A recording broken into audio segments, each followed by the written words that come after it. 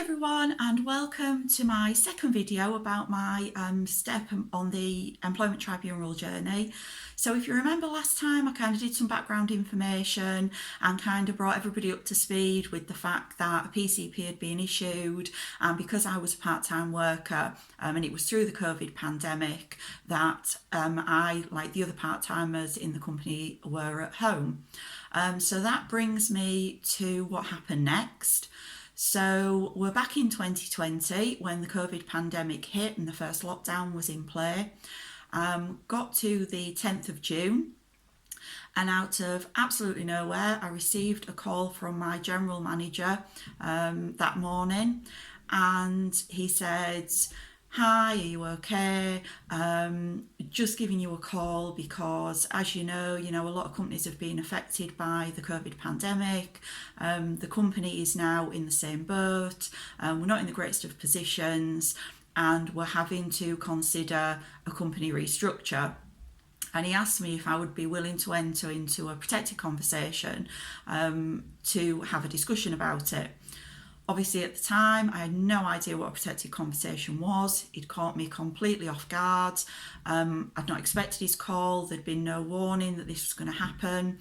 Because he told me that obviously, it affected the business, I entered into it because I didn't know what else to do. He told me that a protected conversation just meant that an employer and an employee could have an open and transparent chat, and that protected conversation was a bit of a legal term, but it is what it is. So I agreed to it, didn't realise that it would have any further implications, obviously didn't realise where it was going to lead. During the protected conversation, he told me that they were going to restructure the business and they were looking to cut 16 hours from the administration department, which is the department that I worked in. And they said that if I were to accept an offer of voluntary redundancy, that the company would pay me an additional £1,000, which would be tax-free, on the top of my normal redundancy pay. So obviously I've been working for the company at that time for 10 years. He said that the idea was to keep it confidential. They didn't want to upset any of the staff, so not to talk about it with other people for the time being. He told me that if I didn't accept the offer, then he would be willing to conduct a consultation and go through the redundancy process. However, the company had already done a matrix scoring. They'd selected a criteria, and he regretted to inform me that based on that, my job wouldn't be secure and I would probably be made redundant anyway. Because of the part-time element, the 16-hour, I did ask him, is it just part-timers that this is aimed at, or is it everyone? And he said that he still had some other people to call. He couldn't tell me who because it was confidential, but they were looking at kind of everyone. I later found out that that wasn't true, and that he didn't have any more people to ring, and it was purely aimed at part-timers. So obviously I said to him, I would have to have a think about it, and he said, I don't expect you to give me an answer right now. You can kind of have 7 days to think about it and discuss it with your family. And at the end of the call, he said that if I wanted to, I could get legal advice myself. And the call kind of ended, and I was a little bit shell-shocked, to be honest. I went into a complete panic. I rang my partner and said, you're going to have to come home. I'm going to be made redundant. I'm losing my job. I don't know what to do. Went into a total meltdown.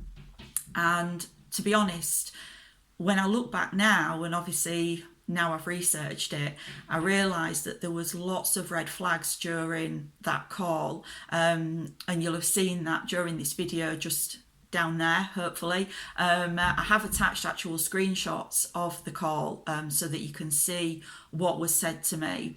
And then what I'm going to do is I'm going to make another short video just after this, going through a protected conversation, what a protected conversation is, and obviously the implications that it can have, because I had absolutely no idea. I certainly didn't know that if I entered into this conversation, should an employment tribunal arise, I wouldn't be able to use anything that was said in an unfair dismissal claim. So it did have complications for me further down the line, again, which obviously, we'll be getting to. But really, this video, what I wanted to do today is just highlight the dangers of a protected conversation, but also the benefits sometimes of a protected conversation, because whilst they can be really beneficial to some, they can be quite detrimental to others, and that's what happened to me. So this really is where my journey really started, because at that point, receiving that call, I came off the phone pretty much thinking that they were just going to make me redundant anyway. Obviously, we were in the COVID pandemic. My partner wasn't working because he was self-employed at the time. He was at Morrison's actually doing the shopping at the time I got the call. And it just threw my life and my family life into complete chaos. So I really wanted to talk about it, wanted to highlight it, and my next video is going to be talking a little bit more about protected conversations, and I'm also going to just add a little slide at the end, so that could be helpful to some as well. So thanks for watching, and I'll be back with my next instalment soon, but if you tune into the next video, and we'll talk all about protected conversations and how they can affect you. Thank you.